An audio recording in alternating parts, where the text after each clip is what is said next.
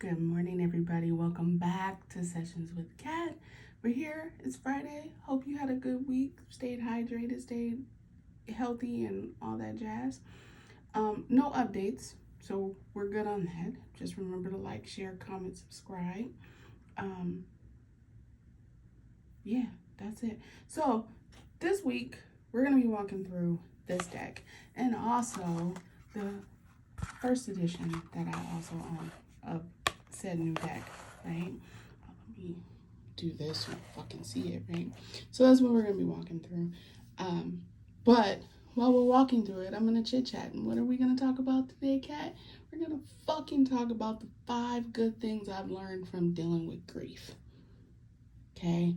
Um, yeah, we're just gonna get into it. So, I've already opened the deck. I haven't looked at the cards. This is my first walkthrough. I just needed to take the plastic off, okay? Nothing special about the box. This deck, the new version, the new edition, comes with a book because US Game is awesome like that and gives you a fucking book. My first edition doesn't have a book. It is what it is when you get it, so I'm totally fine with it. But this is the book. You know, if you're a newbie, book will do you some good.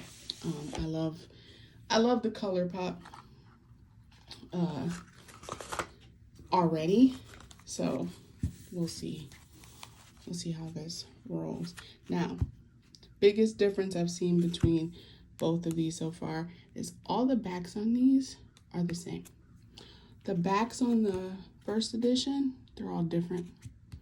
They're all different, and I love it, so I'm here for it. I am thoroughly here for it. So that's that. I'll point that out.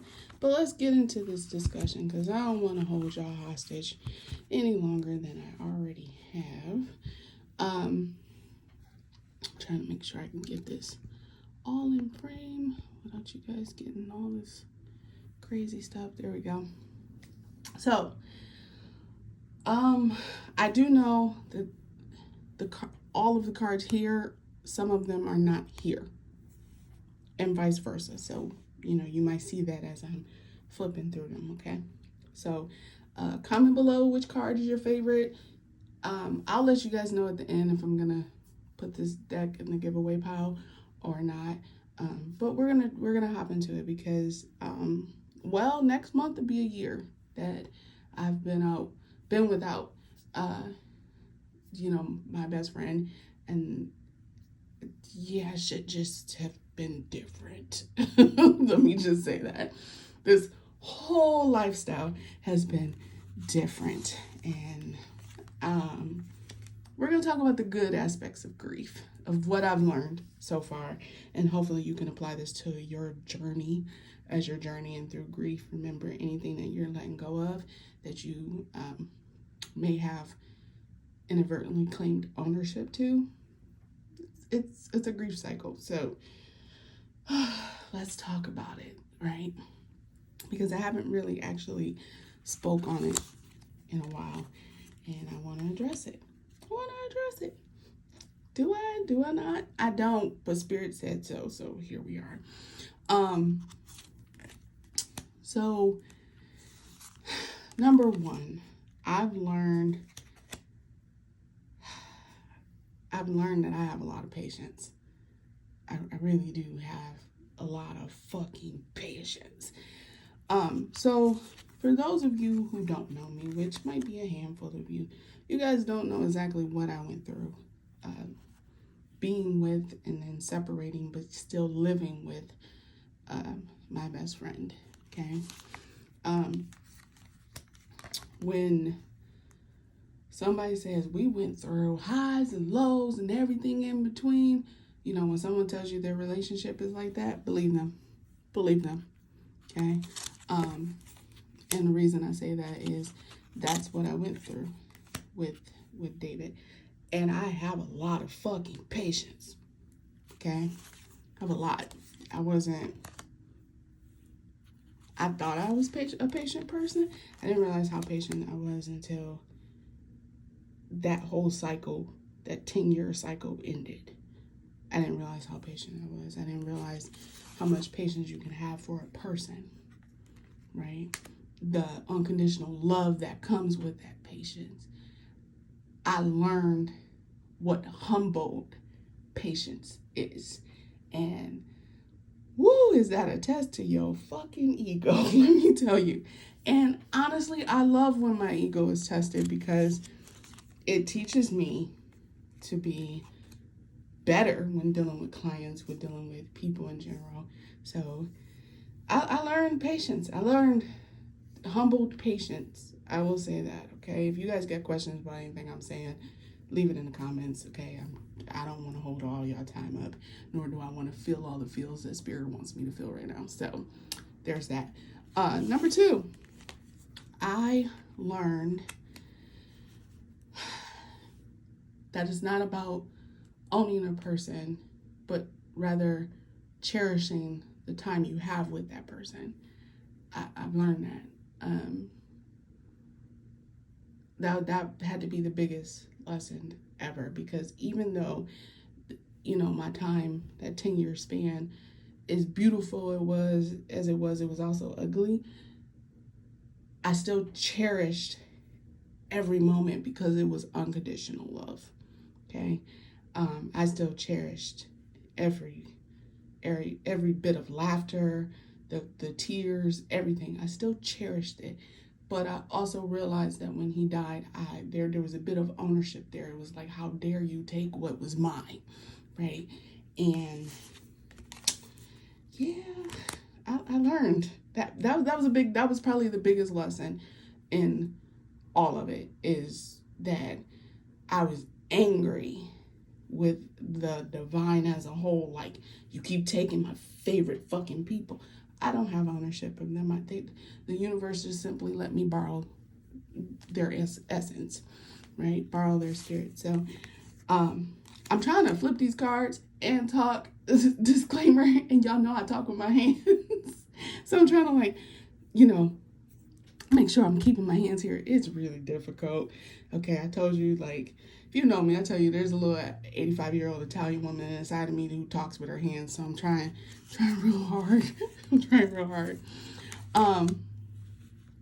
So that was number 2. Number 3, and this was the biggest for me, I learned that I needed to take care of me.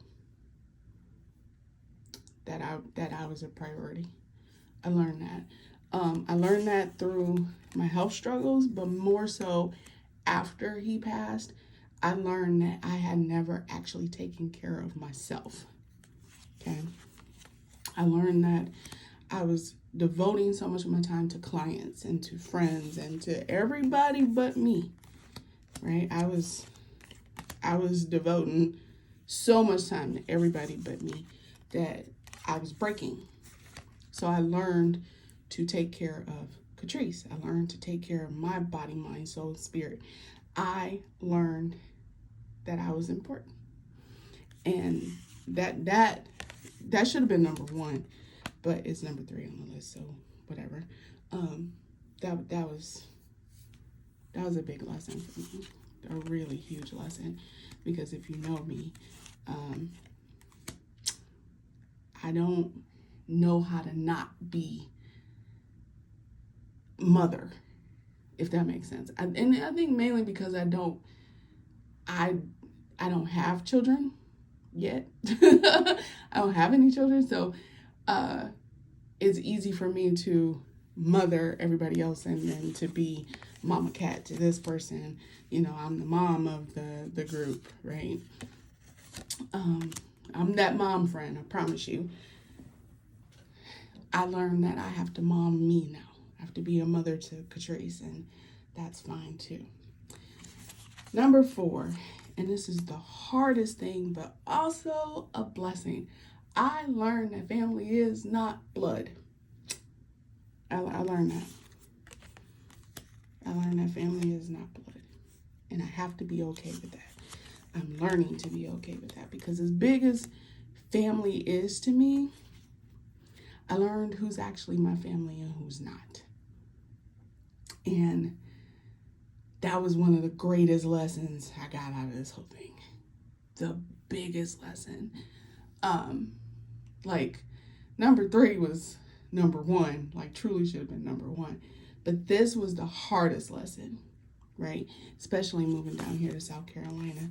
And then feeling alienated and dissociated from actual family, but kind of creating my own family, right? So I'm learning who's family and who's not, and who I want in my life and who I don't, right? Interesting. So I'm learning that. And I'm still learning it, but it is very, as you guys can tell, I'm like choking up over it. That's the hardest fucking lesson for anybody, is to feel like you don't have a family, because that's the universe telling you you now have to create one. And that shit hurts. I'm gonna just say it. Feel like Mike Tyson when he bit off Holyfield's ear. Okay? That's how that shit feels. Now, I wasn't there. Okay? I wasn't at that fight, but I can only imagine that that's how it feels, right? And the universe is like, okay, bitch, you got to start making your family. And I'm doing that. One by one, little by little, I'm doing that. But it was the best thing for me, truth be told. The best thing for me. And all of those top 4 to say this. The 5th lesson is I learned that, I'm trying to make sure I word this properly.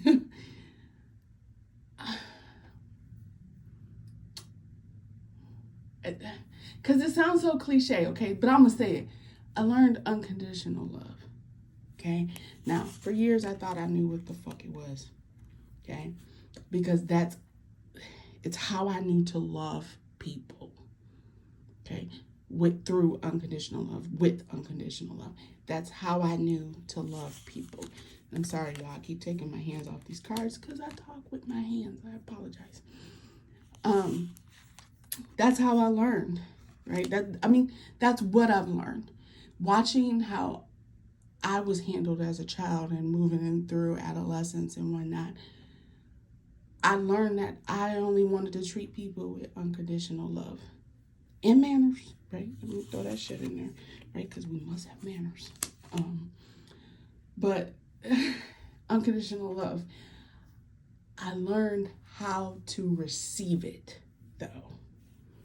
There we go. That's how I want to say that.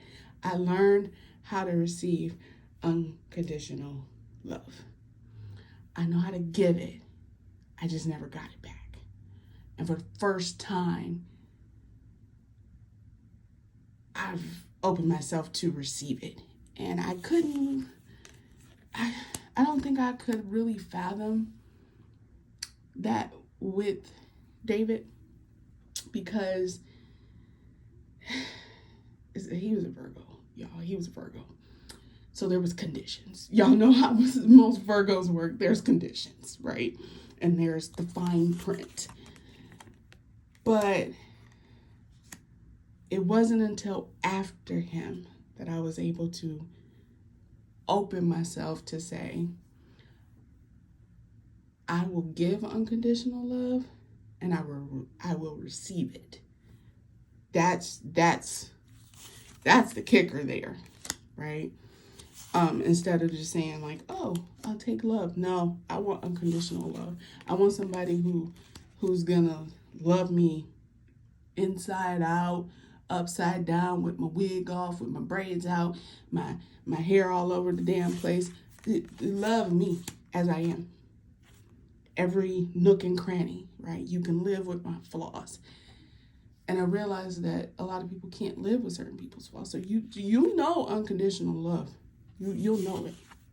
And I think that's something that I've come to. I've come to be able to actually receive it and embrace it. I fought it. I fought it because I didn't know what it was. I knew what it was to give it. I didn't know what it was to receive it. And that's the biggest thing now is, as much as I give unconditional love to others, I want to give that unconditional love back to myself. But I also want to receive it from a romantic partner, right? And I now get to experience those things, right? This went from spiritual to spirit. Same damn thing. It's the same fucking card, whatever. Anyway, that is the fifth thing that I learned. Those are the 5 biggest gains that I got from grief. And I'm happy with those gains. Did I like the price I had to pay? No, but here we are, and here we shall move forward, right? So that being said, if you have any questions or have any comments, or you want to list your top 5 gains from grief, you go ahead and do that. If you can take anything from this, please do, right? And then let me know what your favorite card was in this deck, right? Like I said, I'm not sponsored, looking at you, US Games, but I do like doing the deck reviews. I do like walking through the cards. I do like exploring new realms and understanding different artists and their artwork and the energy that they put into it. So let me know that. That being said, you guys stay healthy, stay hydrated, remain beautiful, right? And navigate grief the way you need to. And I wish you all the brightest of blessings.